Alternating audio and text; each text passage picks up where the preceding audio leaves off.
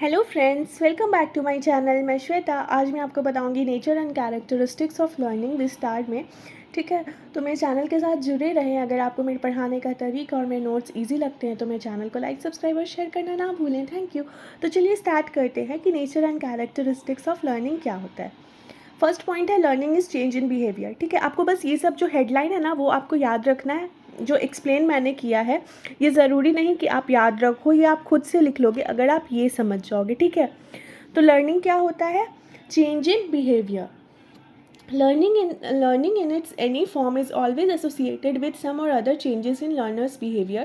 Learning brings both positive and negative changes in our behavior. It is up to us that what we accept. तो learning से क्या होता है ना, हमारे बिहेवियर में चेंजेस आता है और चेंजेस क्या पॉजिटिव नेगेटिव दोनों तरीके का हो सकता है, बट वो हम पे डिपेंड करता है कि हम क्या एक्सेप्ट करते हैं। ठीक है, ये समझ आ गया। अब है learning is continuous life long process. Child starts learning from the womb of the mother. तो ये मैंने आपको बताया था ना कि जो बच्चा होता है वो गर्भ से ही, माँ के गर्भ से ही सीखना शुरू कर देता है। मैंने एग्जाम्पल दिया था अभिमन्यु का। अभिमन्यु लर्न चक्रव्यूह भेदन from his father Arjun while being in the womb of his mother Subhadra. The learning process after birth picks up a greater speed and it does not stop till one's death.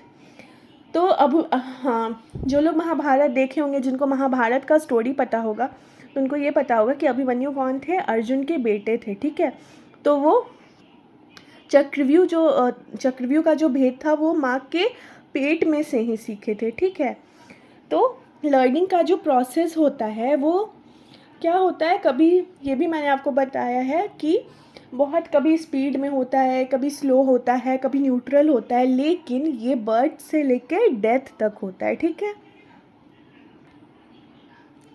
Thus, learning is a never-ending process and that is why we refer that it goes from womb to tomb. तो इससे हमें क्या समझ आया कि वो कभी नहीं ख़त्म होने वाला प्रोसेस है, इसीलिए हम कहते हैं कि ये कब तक होता रहता है, फ्रॉम वुम्ब टू टूम। अब थर्ड पॉइंट है learning is a universal process.